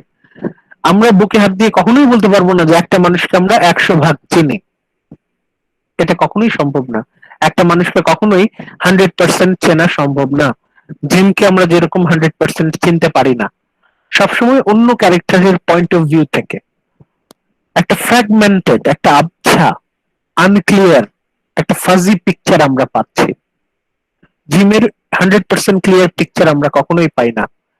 ঠিক যেমন ইন রিয়ালিটি আপনার আমাদের সম্পর্কে বা কারো সম্পর্কে আমরা যেমন 100% ক্লিয়ার আইডিয়া কখনোই পাই না, সেই রকম this is the complexity of reality. বাস্তব জীবনে আমরা কখনোই একটা ক্যারেক্টার সম্পর্কে 100% আইডিয়া পেতে পারি না, একইভাবে জিম সম্পর্কেও আমরা পাই না। বাস্তব জীবনে যেমন আমাদের মধ্যে ভালো গুণ, খারাপ গুণ, দুর্বলতা সবকিছুর মিক্সচার আছে, জিমের মধ্যেও আমরা পাই mixture of good and bad qualities, mixture of strength and weakness. এই হচ্ছে আমাদের Jim character. Jim is one of us. এরপরে next character analysis Marlow. Marlow যখন আমরা পড়বো, একটা জিনিস আমরা এখানে ফোকাস করব হচ্ছে Marlowe as a narrator. Marlowe হচ্ছে আমাদের এই নভেলের ন্যারেটর, সেই কিন্তু গল্পটা বলছে। কনরাড কিন্তু তার নিজের জবানিতে গল্পটা বলছে না। এই যে গল্পটা, এই গল্পটা পুরোটা আমরা পাচ্ছি হচ্ছে মার্লোর জবানিতে, in Marlow speech. Marlow is our secondary speaker. এই জন্য আমরা এই নভেলটাকে বলছি এমবেডেড ন্যারেটিভ। এমবেডেড ন্যারেটিভ বলতে এখানে one of the characters is the narrator, not the writer. এখানে রাইটার সে স্পিকার, এই নভেলের স্পিকার কনরাড নিজে না, বরং মার্লো ইজ দ্য ন্যারেটর। এখন মার্লোটা কে? Who is Marlow? Captain Marlow is about 20 years Jim's senior. জিমের চাইতে তার বয়স 20 বছর বেশি, মানে 20 বছর senior, 20 years senior. An experienced seaman, সে হচ্ছে খুবই অভিজ্ঞ একজন নাবিক, and the narrator of Jim story. আমরা কিন্তু মার্লোর জবানিতে, মার্লোর ওর স্পিচের মাধ্যমে আমরা জিমকে চিনতে পারি। মানে জিমের গল্প কে বলছে? মার্লোই বলছে। আমরা মার্লোর মাধ্যমে জিমের কাহিনীটা জানতে পারছি। In the course of his professional career at sea, Marlowe has trained young men like Jim for their maritime services. Marlowe জিমের মতো এরকম অনেককেই মার্লো ট্রেনিং দিয়ে নাবিক বানিয়েছে। মানে Marlow also trains young sailors like Jim. কেন জিমকে দেখে মার্লোর এত করুণা হলো? এটা লাস্ট ক্লাসে আমরা আলোচনা করেছি যে জিমের মধ্যে মার্লো নিজেকে দেখতে পেয়েছে। মার্লো তার তরুণ বয়সে যেমন ছিল রোমান্টিক, অ্যাডভেঞ্চারাস, জিমও সেই রকম। এই যে আমি হাইলাইট করছি, আপনারা দেখেন, he sees in Jim the essence of youth. জিমের মধ্যে সে তারুণ্যকে দেখতে পাচ্ছে, এসেন্স অফ ইউথ। যুবক বয়সে মার্লো যেমন ছিল রোমান্টিক অ্যাডভেঞ্চারাস, জিমও সেরকম। জিমের মধ্যে মার্লো নিজেকে খুঁজে পাচ্ছে। On the brink of life and adventure, looking with shining eyes upon the glitter of the vast ocean, a glitter which is only reflection of his own glances full of fire. জিমের চোখের দিকে তাকালে উজ্জ্বল স্বপ্ন দেখতে পাওয়া যায়, চোখ চকচক করছে। জিমের চোখ intoxicated in dreams, intoxicated in adventure, অ্যাডভেঞ্চারের নেশায় সে আসক্ত। ওর চোখের যে দুটি glance, it's full of fire. Marlowe যখনই জিমের চোখের দিকে তাকালো, তখনই সে চোখের মধ্যে সেই আলো দেখতে পেল। এই আলো দেখে সে সিম্প্যাথেটিক হয়ে গেল, কারণ একসময় তার মধ্যেও এই উদ্দীপনাটা ছিল। A dream of adventurous life. Marlowe is drawn to Jim's youthful idealism. এই যে জিমের আইডিয়ালিজম, ওর যে আদর্শবাদ, যদিও সে পরিস্থিতিতে পড়ে পাটনা থেকে ঝাঁপ দিয়েছিল, তারপরেও জিমের মধ্যে একটা আদর্শবাদ আছে। সে যে ছোটবেলা থেকে সে গল্পের বই পড়ে পড়ে ওর মধ্যে একটা হিরোইক আইডিয়া, ওর মধ্যে একটা আইডিয়ালিজম, এথিক্স, নৈতিকতা গ্রো করেছে। যখনই জিম ওর আইডিয়ালিজম সবার সামনে এক্সপ্রেস করলো, তখনই মার্লো সিম্প্যাথেটিক হয়। Marlow is drawn two gems youthful idealism. মানে যখনই জিম তার আদর্শ নিয়ে কথা বলে, তখনই মার্লো আকৃষ্ট হয়। কিন্তু শুধুমাত্র আকৃষ্টই হয় না, while repulsed by his criminal desertion of Patna. কিন্তু যখনই মার্লো মনে করে, যখনই মার্লোর স্মরণে আসে যে এই জিম তো পাটনা থেকে পালিয়েছিল, এই ঘটনা যখন তার মাথায় আসে, তখন একই সাথে মার্লো একটু বিতৃষ্ণাও বোধ করে। মানে জিমের প্রতি মার্লোর একটা একটা একটা ভালো লাগা আবার মন্দ লাগারও ব্যাপার আছে। যখন মার্লো জিমের আইডিয়ালিজমের দিকে খেয়াল করে, তখন জিমের দিকে সে আকৃষ্ট হয়। আবার যখনই তার মাথায় আসে এই জিম তো কাপুরুষের মতো আচরণ করছে, তখন আবার জিমের প্রতি একটু বিতৃষ্ণাও কাজ করে, একটু রিপালশন, বিকর্ষণও কাজ করে। মানে একই সাথে সে জিমের প্রতি আকর্ষিত এবং বিকর্ষিত। জিমের আইডিয়ালিজম ওকে যেমন টানে, আবার যখন সে জিমের ওই অপরাধ, ডিজার্শন অফ পাটনা, ওর কাপুরুষতার আচরণ, সেটা যখন ওর মাথায় আসে, তখন একই সাথে সে কিন্তু দূরে সরে যায়। মানে একটা সাইমালটেনিয়াস লাভ হেট রিলেশনশিপ, এটাকে বলি আমরা অ্যাম্বিভ্যালেন্স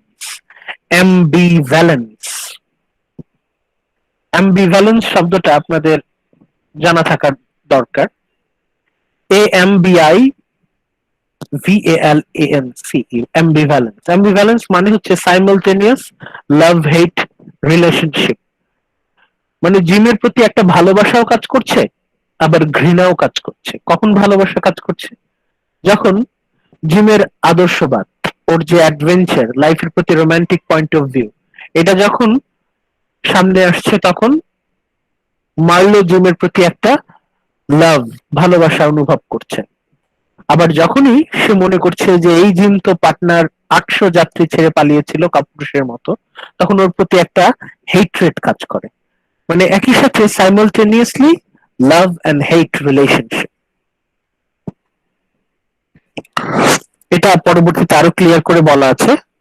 হি experiences a mix of sympathy and antipathy regarding Jim. জিমের প্রতি তার একটা সিম্প্যাথিও কাজ করে, সহানুভূতিও কাজ করে, আবার অ্যান্টিপ্যাথি, আবার বিতৃষ্ণা, বিরাগ, সেটাও কাজ করে। মানে মার্লোর জিমের প্রতি আমরা সিম্প্যাথিও পাই, আবার অ্যান্টিপ্যাথিও পাই। সিম্প্যাথি কেন পাই আমি হাইলাইট করছি, আপনারা দেখেন, very important. Sympathy because Jim's naive romantic illusion reminds Marlowe of his own youthful dreams. সে যখনই দেখে এখন জিম যেমন রোমান্টিক অ্যাডভেঞ্চারাস মাইন্ডেড, মার্লো ছোটবেলায় যখন ও তরুণ ছিল তখনও সে ঠিক এমনই ছিল। যখনই জিমের মধ্যে সে নিজেকে খুঁজে পায় তখন সে সিম্প্যাথি ফিল করে। আমরাও আমাদের বাস্তব জীবনে যখন কারোর সাথে আমাদের নিজেদের মিল পাই, যখন কারোর মধ্যে আমরা নিজেদেরকে খুঁজে পাই তখন আমরা সিম্প্যাথি ফিল করি, আমাদের মায়া কাজ করে। এখন জিমের প্রতি মার্লোর কিভাবে মায়া কাজ করছে? যখনই জিমের মধ্যে মার্লো নিজেকে খুঁজে পাচ্ছে, তার তরুণ বয়সের যে ছবি জিমের মধ্যে যখন সে দেখতে পাচ্ছে, তখনই জিমের প্রতি তার একটা সিম্প্যাথি, সহানুভূতি কাজ করছে। আবার কখন অ্যান্টিপ্যাথি কাজ করছে? Antipathy because Jim has violated the time-honored moral code held dear by the community of mankind. কেন অ্যান্টিপ্যাথি কাজ করছে? কেন বিতৃষ্ণা কাজ করছে? কারণ জিম কাপুরুষের মতো পাটনা ছেড়ে পালিয়েছে, and he broke moral code. এখন এই পয়েন্টটা ভেরি ইম্পর্টেন্ট, এই পয়েন্টটা আপনারা মন দিয়ে পড়বেন। এই 6 নম্বর স্লাইডের থার্ড পয়েন্ট, এটা খুবই ইম্পর্টেন্ট, এই স্লাইডের সবচেয়ে গুরুত্বপূর্ণ, যে জিমের প্রতি মার্লোর যে মনোভাব, অ্যাটিটিউড, সেটা কি? একই সাথে পজিটিভ, নেগেটিভ, একই সাথে সিম্প্যাথি, অ্যান্টিপ্যাথি, একই সাথে লাভ এন্ড হেট। যখনই জিমের মধ্যে মার্লো নিজেকে খুঁজে পাচ্ছে, ওর তরুণ বয়সের ছবি খুঁজে পাচ্ছে, মানে জিম যেমন রোমান্টিক, ইমোশনাল, আইডিয়ালিস্টিক, মার্লো তেমন ছিল। যখন তরুণ ছিল তখন সে জিমের মতো ছিল, জিমের মধ্যে সে নিজেকে খুঁজে পাচ্ছে। যখনই সে জিমের মধ্যে নিজেকে খুঁজে পাচ্ছে তখনই সে জিমের প্রতি সিম্প্যাথি ফিল করছে। আবার যখনই তার মাথায় আসছে এই সেই জিম যে কাপুরুষের মতো আচরণ করেছিল, 800 পাটনা যাত্রী তাদেরকে রেখে পালিয়েছিল, তখনই ওর প্রতি একটা বিতৃষ্ণা কাজ করে। সাইমালটেনিয়াস লাভ হেট রিলেশনশিপ টুয়ার্ডস জিম। জিমের প্রতি কখনো কখনো সে আকৃষ্ট হয়, কখনো কখনো সে বিতৃষ্ণা বোধ করে। কিন্তু ওভারঅল আমরা বলতে পারি একটা সময় সিম্প্যাথিটাই স্ট্রং হয় এবং মার্লো বিশ্বাস করে যে জিম ডিজার্ভস আ সেকেন্ড চান্স। মানুষ তো তার জীবনে ভুল করতেই পারে, মানুষ তার জীবনে ভুল করতেই পারে। জিম ডিজার্ভস আ সেকেন্ড চান্স, জিম ডিজার্ভ করে একটা সেকেন্ড চান্স। একসময় সিম্প্যাথিটাই ডমিনেন্ট হয়। আমরা 7th স্লাইডে যাই, 7 নম্বর স্লাইডে। In the moment of Jim's deepest despair, in the moment of Jim's deepest despair, যখন জিমের মধ্যে হতাশা সবচেয়ে প্রকট, মানে মার্লো দেখলো যে এই ছেলেটাকে যদি আমি এখন একটা চান্স না দেই তাহলে এই ছেলে বাঁচবে না, he will soon commit suicide। কারণ ওর জীবনের একমাত্র স্বপ্ন, জিমের জীবনের একমাত্র স্বপ্ন কি ছিল? To become a sailor। ও জাহাজ নিয়ে পুরো পৃথিবী ঘুরবে, he will have an adventurous life। ও সেই স্বপ্ন যখন ভেঙে গেল, ওর লাইসেন্স যখন বাতিল হয়ে গেল, তখন এই ছেলে মার্লো দেখতে পেল যে এই ছেলে আর বেশি দিন বাঁচবে না। Very soon gym will commit suicide. Gym is in deepest despair. জিমের মধ্যে হতাশা তখন ছিল প্রকট। তখন জিমের জীবন বাঁচানোর জন্য, in order to save gym, Marlowe steps in to help him. Marlowe তখন ওর জীবন বাঁচানোর জন্য ওর সাহায্যের হাত বাড়িয়ে দেয়। Assuming the role of benefactor and father figure. জিমের জীবনে ওর যেমন ফাদার ফিগারের অভাব ছিল, মার্লো এসে ওর ফাদার ফিগার হিসেবে নিজেকে প্রতিষ্ঠিত করলো। মানে জিমের জীবনে একটা অবলম্বন তৈরি হলো। Marlowe became বেনিফ্যাক্টর and father figure two gym. বিভিন্ন ক্ষেত্রে জিমকে সাহায্য করার সিদ্ধান্ত নিল, জিমকে একটার পর একটা চাকরি পেতে সাহায্য করলো।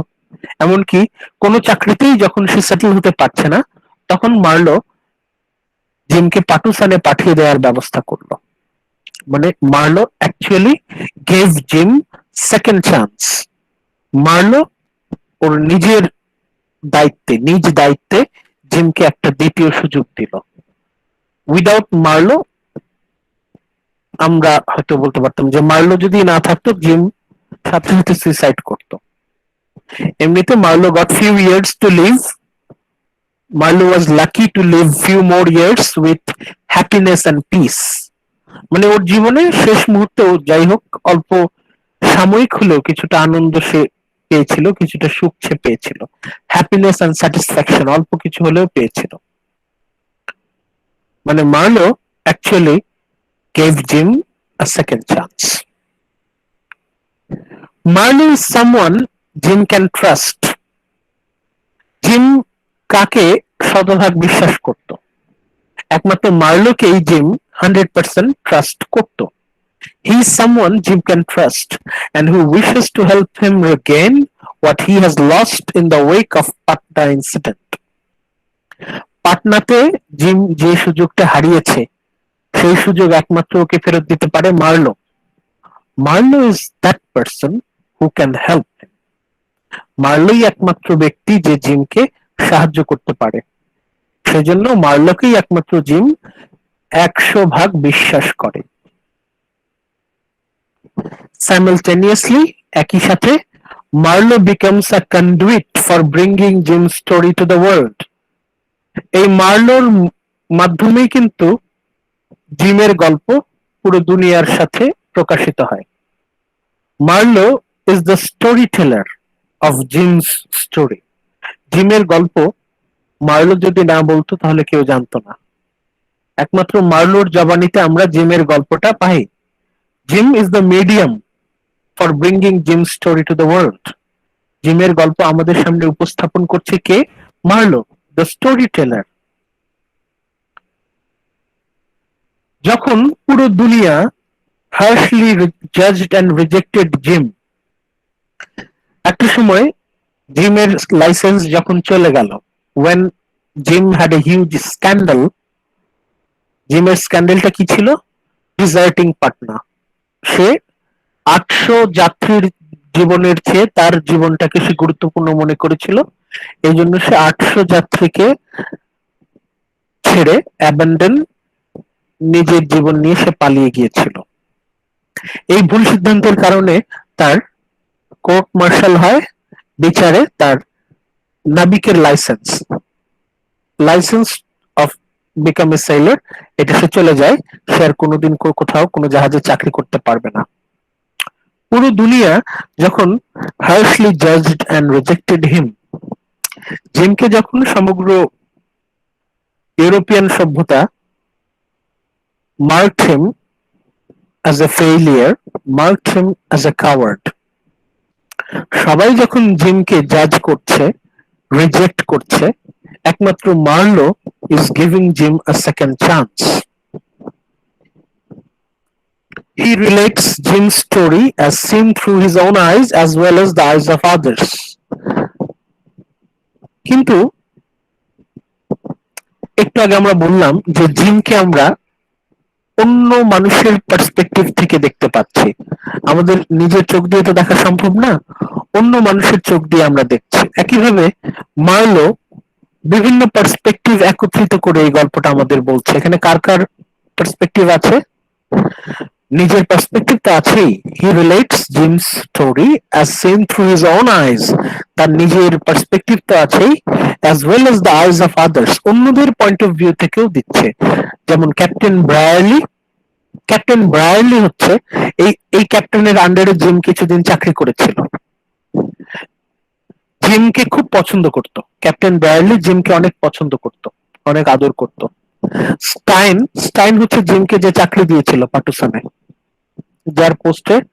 যার মানে ট্রেড পোস্টে জিম চাকরি করত, সেই Stein.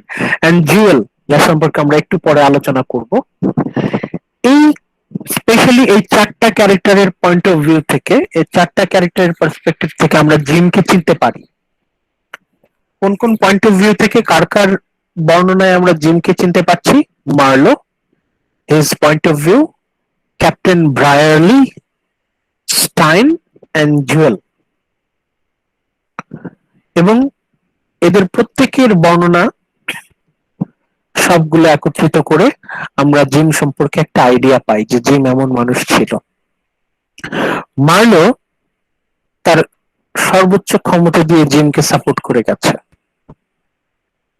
Marlowe literally literally gave gym আ সেকেন্ড চান্স। জিম যতদিন বেঁচে ছিল, জিমের জীবনে যতটুকু আনন্দ, যতটুকু স্যাটিসফ্যাকশন, হ্যাপিনেস, এটার পেছনে মার্লোর অবদান আছে।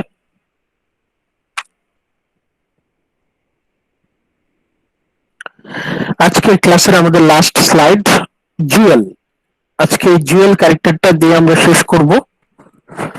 জুয়েল ক্যারেক্টারটা আমরা কেন আলোচনা করছি? জুয়েল ক্যারেক্টারটাও আমরা আলোচনা করছি কারণ আমাদের ফোকাস হচ্ছে জিম। আমরা জিম ক্যারেক্টারটা বোঝার চেষ্টা করছি। একটু আগে যখন আমরা মার্লো নিয়ে আলোচনা করলাম, যদিও মার্লো যে মেজর ক্যারেক্টার, কিন্তু মার্লো কিন্তু আমাদের ফোকাস না। আমাদের ফোকাস হচ্ছে জিম। আমরা মার্লোর মধ্য দিয়ে জিমকে বোঝার চেষ্টা করছি। আমরা তো জিমের মধ্যে দিয়ে জিমকে খুঁজে বের করার চেষ্টা করলাম, এটা তো সম্ভব হলো না পুরোপুরি। তারপরে মার্লোর মধ্য দিয়েও আমরা জিমকে বোঝার চেষ্টা করছি আসলে জিম কেমন মানুষ ছিল। শেষ আশ্রয় হিসেবে আমরা জুয়েলকে পাচ্ছি। জুয়েলের পার্সপেক্টিভ, জুয়েলের পয়েন্ট অফ ভিউ থেকে, ওর দৃষ্টিভঙ্গি, ওর মনোভাব থেকে আমরা জিমকে খুঁজে বের করার চেষ্টা করছি। তাহলে প্রথমে আমরা জানি যে জুয়েল কে। Who is Jewel? Daughter of a Dutch Malay woman and stepdaughter of Cornelius. জুয়েলের বাবা আসল বাবা সম্পর্কে আমরা জানি না, তার সৎ বাবা সম্পর্কে আমরা জানি। স্টেপ ফাদার, জুয়েলের সৎ বাবা স্টেপ ফাদার ইজ কর্নেলিয়াস। আর জুয়েলের মা হচ্ছেন একজন ডাচ মালয় ওম্যান। মানে জুয়েলের যে মা, উনি হচ্ছেন মিক্সড রেসের। ওনার মধ্যে ডাচ রক্ত আছে, আবার মালয় রক্ত আছে, মিক্সড রেস ওম্যান। স্যার তার মানে- জুয়েলের মতো এরকম মিক্স লেখা ছিল। হ্যাঁ, এই হ্যাঁ, scenario হ্যাঁ, লেখা জুয়েল নিজেও মিক্সড। সে হচ্ছেন এশিয়ান ইউরোপিয়ান বলি আমরা। ওর মধ্যে এশিয়ান ব্লাডও আছে, ইউরোপিয়ান ব্লাডও আছে। তাহলে জুয়েল হোয়াইট গার্ল, এখানে হোয়াইট গার্ল বলতে ওর মধ্যে যে ইউরোপিয়ান ব্লাডটা আছে, এখানে হোয়াইট বলতে ফর্সা বোঝানো হচ্ছে না, এখানে হোয়াইট বলতে বোঝানো হচ্ছে ওর মধ্যে ইউরোপিয়ান ব্লাড আছে আর কি, ককেশিয়ান ব্লাড আছে। A white girl who has been raised in Patusan. Jewel সে বড় হয়েছে হচ্ছে পাটুসানে, ছোটবেলা থেকেই সে বেড়ে উঠেছে পাটুসান। মানে ওর সারা জীবন সে বড় হয়েছে কোথায়? পাটুসান। She and Jim fall in love. ঘটনাক্রমে তার সাথে জিমের সম্পর্ক হয়। They fall in love and she loves Jim with both fierceness and affection. জিমের প্রতি তার যে ভালোবাসা, সেটার মধ্যে একটা ফিয়ার্সনেস, একটা প্রচন্ডতা আছে, একটা মানে জিমকে সে প্রচন্ড ভালোবাসে, একটা শক্তি আছে এর মধ্যে, an affection. She makes him promise never to leave her. জিমকে সে বারবার প্রমিস করায় যে জিম যেন কখনোই জুয়েলকে ছেড়ে চলে না যায়। She loves Jim with both fierceness and affection. মানে জুয়েলের ভালোবাসার মধ্যে একটা ক্ষিপ্রতা আছে, একটা প্রচন্ড মানে পাওয়ারফুল একটা ব্যাপার আছে। জিম খুব প্রচন্ড ভাবে ভালোবাসে, জুয়েল খুব প্রচন্ড ভালোবাসে জিমকে। মানে জিমের প্রতি যে ভালোবাসা, এর মধ্যে একটা ফিয়ার্সনেস কাজ করে, একটা desperation. Jewel is desperately love, Jewel is desperately in love with gym. She makes him promise never to leave her. মানে বারবার জুয়েল জিমকে প্রমিস করায় যেন কখনোই জিম ওকে ছেড়ে চলে না যায়। She is not as trusting of people as Jim is. Gym যেমন সবাইকেই বিশ্বাস করে, গোবেচারা টাইপ, সবাইকে বিশ্বাস করে। জুয়েল এরকম যাকে তাকে সে বিশ্বাস করে না। জিম যেমন যাকে তাকে বিশ্বাস করে, জুয়েল কিন্তু যাকে তাকে বিশ্বাস করে না। মানে জিমের থেকে জুয়েল একটু বেশি চালাক, comparatively is very smart. She is quick two anger when gym is threatened. যখনই জিমকে কেউ থ্রেট দেয় তখন জুয়েল ও হয়ে যায়, সামনে এগিয়ে আসে। Jewel becomes angry when Jim is threatened. She is often guards Jim's door at night. কখনো কখনো জুয়েল এতটাই ডেসপারেট, জিম যখন ঘরে ঘুমায় তখন সে দরজায় বসে পাহারা দেয়। এখানে আপনি মানে ওর যে ডেসপারেশন, ওর যে ডেসপারেট অ্যাটিটিউড, এটা আমরা বুঝতে পারি যে জিম ঘুমাচ্ছে আর দরজায় বসে আছে জুয়েল। শি অফটেন, এই হাইলাইট করছি, guards gems door at night. Gym যখন ঘুমাতো তখন জুয়েল দরজায় বসে পাহারা দিত। কতখানি প্রোটেক্টিভ। শি লাভস জিম জেলাসলি, মানে অন্যদের প্রতি সে জেলাস। যখনই কেউ জিমের কাছাকাছি চলে আসতো সে জেলাস ফিল করত। Jewel is extremely jealous of others and guards over him in sleep, as she fears he will leave as other men such as her father have done before. জুয়েলের বাবা যেমন ওদেরকে ছেড়ে চলে গেছে, জুয়েলের ধারণা জিমও একসময় ওকে ছেড়ে চলে যাবে। সেই ভয়ে জিম যখন ঘুমায় তখন সে পাহারা দেয়। তাহলে জুয়েল কতখানি অ্যাটাচড জিমের প্রতি আমরা এখানে দেখতে পাই যে জুয়েল কতখানি passionately in love with Jim. জিমকে সে কতখানি ভালোবাসে এটা আমরা এখানে মোটামুটি একটা আইডিয়া পাচ্ছি। জুয়েল ওকে পাহারা দিচ্ছে। Jewel guards over him in his sleep as he fears he will leave as other men such as her father have done before. ওর বাবা যেমন ওকে ছেড়ে চলে গেছে ছোটবেলায়, সেই ভয়ে ও জিমকে সারাক্ষণ পাহারা দেয়। ওর বাবা যেমন চলে গেছে, জিম যদি এরকম চলে যায়, এই জন্য জিম যখন ঘুমায় সে পাহারা দেয়। She is a pragmatic woman, very practical woman. Gym যেমন আইডিয়ালিস্টিক, জুয়েল হচ্ছে প্র্যাগম্যাটিক, ভেরি প্র্যাকটিক্যাল ওম্যান। জিমের মতো সে ওরকম আইডিয়ালিস্টিক না। জুয়েল ইজ ভেরি প্র্যাকটিক্যাল, বাস্তবতা সম্পর্কে তার জ্ঞান জিমের থেকে অনেক বেশি। জিম যেমন বাস্তবতার পরিপূর্ণ রূপ মাঝে মাঝে বুঝতে পারে না, gym fails to understand the complexity of reality. Jewel খুব ভালোভাবেই জানে বাস্তবতা কতটা কঠিন। She is a pragmatic woman and encourages Jim to fight to survive after Dane Wallace's death. Gym যখন সিদ্ধান্ত নেয় সে তার জীবন উৎসর্গ করবে, জিম যখন সিদ্ধান্ত নেয় যে he will surrender to ডোরামিন, তারপর ডোরামিন যদি ওকে মেরে ফেলে এটা ডোরামিনের সিদ্ধান্ত। কিন্তু জুয়েল জিমকে বারবার অনুরোধ করে টু ফাইট টু সার্ভাইভ। সে বলল যে ডু নট সারেন্ডার। জুয়েল জিমকে বারবার রিকোয়েস্ট করে যে think about us, do not think about your word. জিমকে বারবার রিকোয়েস্ট করে যে শুধুমাত্র নিজের বীরত্ব, নিজের মহত্বের কথা চিন্তা করো না, থিঙ্ক অ্যাবাউট আস। জিমকে বারবার জুয়েল রিকোয়েস্ট করে consider again, fight or flee, চলো আমরা পালিয়ে যাই অথবা ফাইট ফর ইউর লাইফ। কিন্তু জিমকে জুয়েল বুঝাতে ব্যর্থ হয়। জিমের কাছে ওর জীবনের চাইতে ওর সম্মানের দাম বেশি, এমনকি জুয়েলের থেকেও ওর সম্মানের দাম বেশি। জিম রিফিউজেস টু ফাইট, যদিও জুয়েল জিমকে বারবার রিকোয়েস্ট করে to fight to survive after Dain Waris. Dain ওয়ারিস হচ্ছে ডোরামিনের ছেলের নাম। ডোরামিনের ছেলের নাম হচ্ছে ডেন ওয়ারিস। ওর মৃত্যুর পর জিম যখন ডিসিশন নেয় যে সে তার লাইফকে সারেন্ডার করবে, তখন জুয়েল ওকে বারবার বোঝানোর চেষ্টা করে to fight to survive.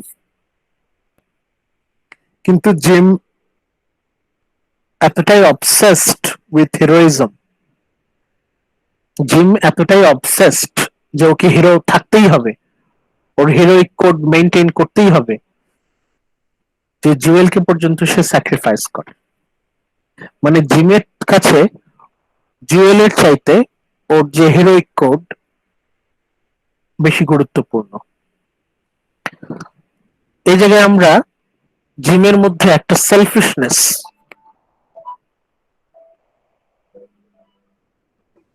Sir ও একদম অবসেসড হয়ে গিয়েছিল যে হ্যাঁ ও হ্যাঁ হ্যাঁ, হিরোইজম ওকে হিরো হতেই হবে। হুম। এই যে অবসেশন, এই অবসেশনের কারণেই জিম স্যাক্রিফাইসেস জুয়েল। ওর কাছে ওর যে হিরোইক কোড মেনটেন করা এটাই বড় কথা। ওর কথা রাখার জন্য সে ওর ফ্যামিলিকে স্যাক্রিফাইস করছে।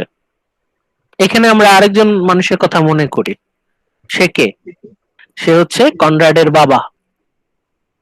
কনরাড's father sacrificed his family in order to maintain his patriotism.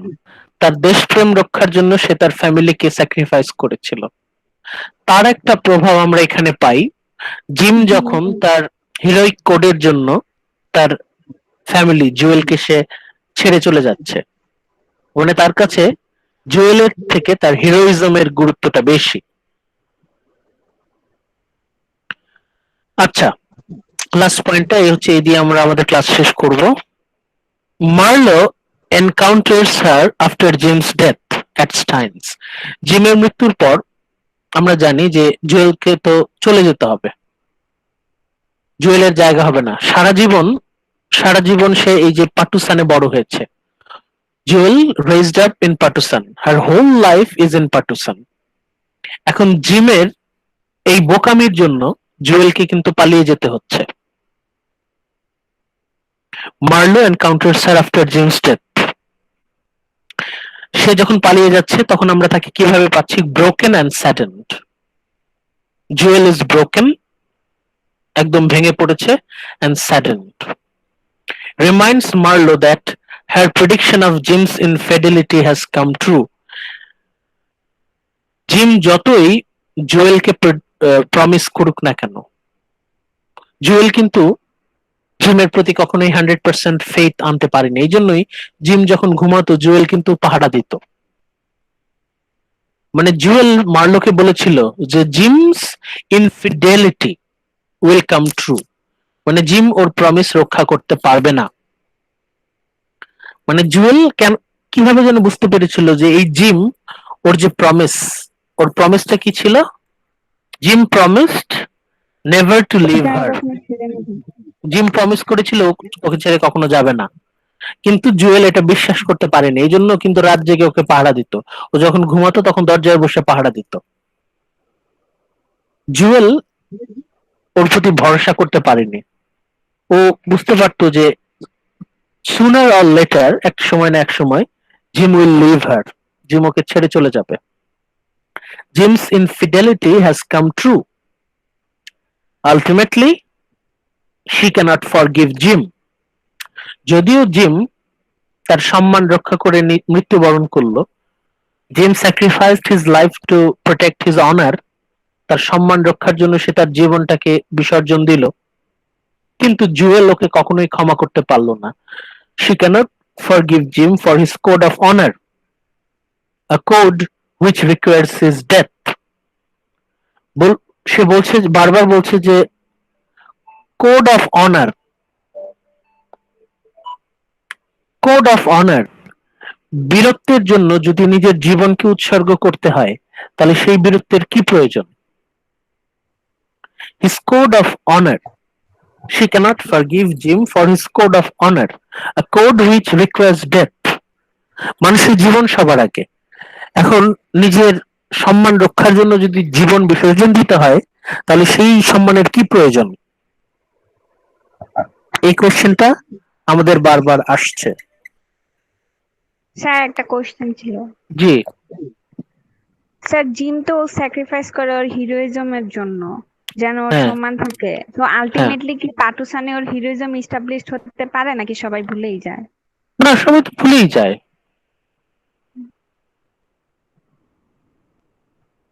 সবাই তো ভুলেই যায় একটা সময়, জুয়েলকে পালিয়ে যেতে হচ্ছে, ও তো নিজের জন্মভূমিতে জায়গা হচ্ছে না। তাহলে তো ওর হিরোইজমের কোনো দামই দিল না। এই যে এটা ওর হচ্ছে ওর স্যাক্রিফাইস, এটা তো ওর কোনো ওর দামই ওর নেই। ওর হচ্ছে অবসেশন, ওর নিজের কাছে ওর নিজে, এটা ওর ওন স্যাটিসফ্যাকশন। হ্যাঁ অবসেশন, সেলফ তার এটা স্যাটিসফ্যাকশন। হিরোইজমই ছিল না, এটা ওর বোকামি ছিল। হ্যাঁ, এটা এটা নিয়ে আমরা নেক্সট ক্লাসে আবার আলোচনা করব। আজকে ক্লাসে আমরা মানে এই জিনিসটা নিয়ে আরো বোঝার চেষ্টা করলাম, যে জিম ক্যারেক্টারটা বোঝার চেষ্টা করলাম সে আসলে কেমন। আমরা এটা নিয়ে আরেকটু চিন্তা করব যে সে যে ডিসিশনটা নিল, ওর কাছে নিজের আত্মসম্মানটাই বড়, ফ্যামিলি তার কাছে বড় না, এবং তার এই ডিসিশনের জন্য জুয়েল কিন্তু চলে গেল, মানে ওকে পালিয়ে যেতে বাধ্য হচ্ছে। এখন জুয়েলের কাছে সে প্রমিস করেছিল যে he will never leave her. এখন আলটিমেটলি সে কিন্তু একটা প্রমিস ব্রেক করছে। এখন আমাদের প্রশ্ন হচ্ছে, প্রায়োরিটি আমরা কোনটাকে দেব? নিজের আত্মসম্মানটাই বড় নাকি প্রমিস রাখা বড়? নিজের কাছে নিজের প্রমিসটা যদি ইম্পর্টেন্ট হয়, অন্যের কাছে যে প্রমিস সেটা কি ইম্পর্টেন্ট না? এখানে জিম সে তার সেলফ, ওর যে আত্মসম্মান, সেলফ হিরোইক কোড প্রোটেক্ট করার জন্য সে নিজেকে স্যাক্রিফাইস করলো, ওর কথা রাখার জন্য। কিন্তু সে যে জুয়েলের প্রমিসটা ব্রেক করলো, এই জায়গায় আমরা এই জিনিসটাতে বারবার ফেরত আসবো। এবং একই সাথে আমরা কনরাডের বাবার কথাও এখানে মনে রাখবো, যে কনরাডের বাবা সে এতটাই দেশপ্রেমে মত্ত যে তার ফ্যামিলি তার কাছে ইম্পর্টেন্ট না। প্রায়োরিটি আমরা কোনটাকে দেব? Family or self heroic code? নিজের আত্মসম্মান নাকি ফ্যামিলি, কোনটাকে আমরা গুরুত্ব দেব? জিম কিন্তু গুরুত্ব দিয়েছে আত্মসম্মানকে, ফ্যামিলিকে সে বিসর্জন দিয়েছে। এবং সেটার জন্য কিন্তু জিমের মৃত্যুর পর সাফার করছে তার ওয়াইফ, তার সার্ভেন্টরা, তারা পালিয়ে যেতে বাধ্য হচ্ছে।